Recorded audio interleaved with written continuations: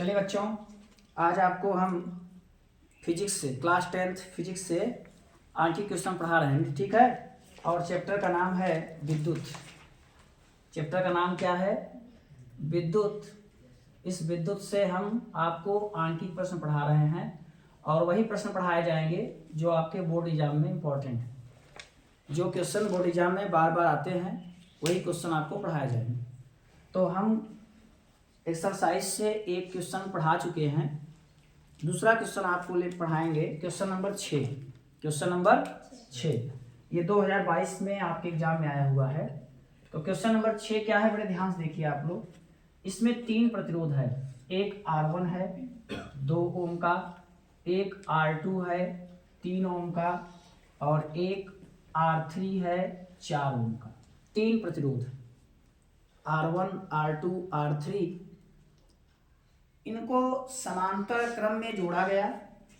समांतर क्रम में इनको 24 वोल्ट की बैटरी से जोड़ा गया।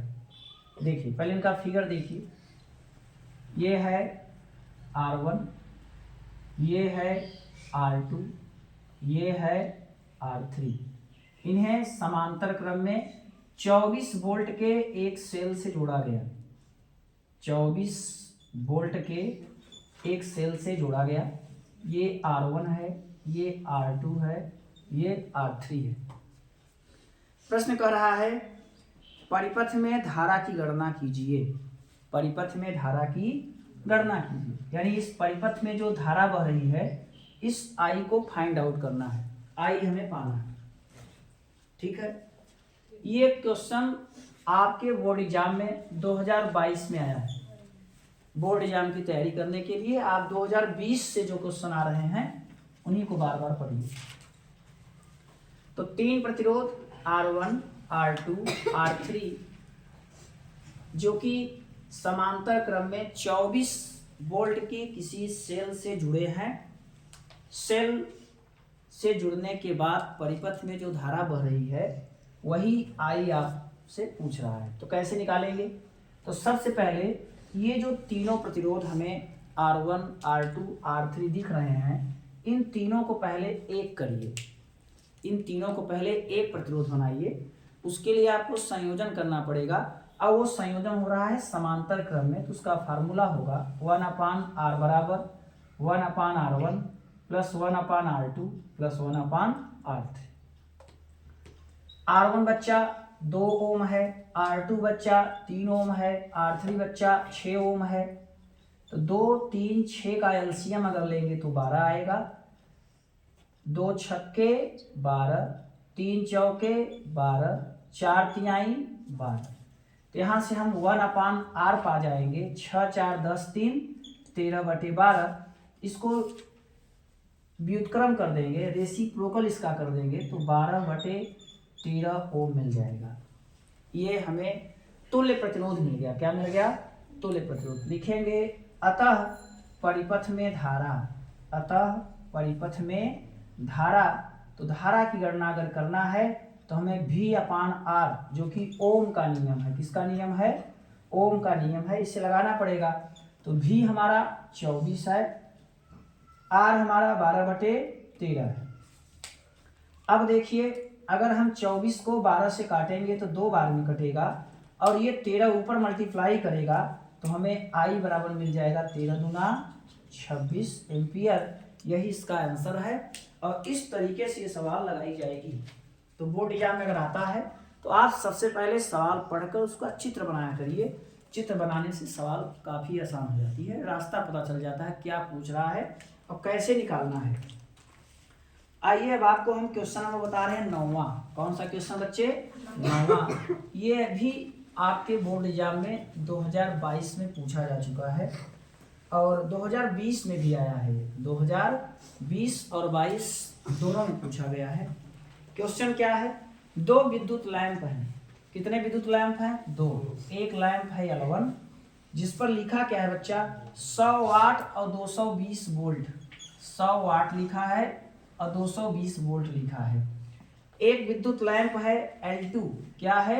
L2 जिस पर 60 वाट लिखा है और 220 वोल्ट लिखा है। क्या लिखा है? 220 वोल्ट लिखा है।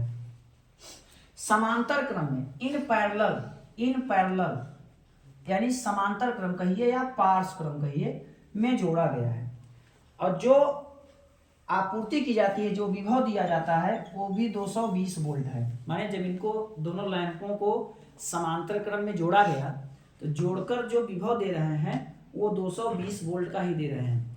सवाल लगाते समय हमें ये ध्यान देने की जरूरत है कि सप्लाई का विभव क्या है, ये मेन विभव है हमारा। बल्ब पर क्या लिखा है वो मायने नहीं रखता, क्योंकि बल्ब पे जो विभव लिखा है वो उसको मिल जाए ऐसा जरूरी नहीं है। तो जो बल्ब पे विभव लिखा है उससे हम सवाल नहीं लगाते हैं, हम सवाल लगाते हैं कि सप्लाई का विभव क्या है। ये पहले लैंप का सामर्थ्य है और ये दूसरे लैंप का सामर्थ्य है, यानी ये P1 है और ये P2 है, और ये सप्लाई का विभव भी है। हमसे जानना क्या चाहता है, हमसे कह रहा है तो विद्युत धारा की गणना कीजिए, I पाइए, I कितना होगा। ठीक है, चलिए हम I निकालते हैं।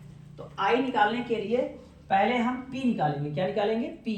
तो समांतर क्रम में P क्या होता है, देखिए ध्यान से देखिए। समांतर क्रम में अगर हमको P चाहिए तो P बराबर होता है P1 प्लस P2। तो P1 कितना है बच्चा? 100, और P2 कितना है? 60। तो P हमें मिल जाएगा 160 वाट। कितना मिल जाएगा? 160 वाट लिखेंगे। अब हम एक नियम जानते हैं कि P बराबर फार्मूला होता है V बटे I। P बराबर फार्मूला क्या होता है बच्चा? V इंटू आई। P बराबर क्या होता है? V इंटू आई। से अगर हमको I चाहिए हम लिख देंगे P अपान V। क्या लिख देंगे? P अपान V। P का मान अभी भी आपने लाया 160, और V कितना मिला? 220। तो 2 8 16 और 11 दूना 22, 8 बटे 11 एम्पियर की धारा बहेगी। कितना धारा बहेगी? 8 बटे 11 एम्पियर की धारा बहेगी। और अगर इसे आप सॉल्व करेंगे तो आप इसे पॉइंट में चेंज कर सकते हैं, जो हम जरूरत नहीं समझ रहे हैं। इतना का क्लियर है? ठीक है, आइए एक सवाल लगाते हैं और बोर्ड एग्जाम 2022 में आया है क्वेश्चन नंबर 10। तो हमसे आप उन्हीं सवालों की उम्मीद करिएगा। मैं पहले ही बात कर चुका हूं कि जो 2020 से 25 तक के एग्जाम में आया है, क्योंकि उसके पहले वाली सवालें आउट ऑफ सिलेबस भी हो सकती हैं। तो हमारे पास अब उतना समय भी नहीं है कि हम उन क्वेश्चनों को ध्यान दें।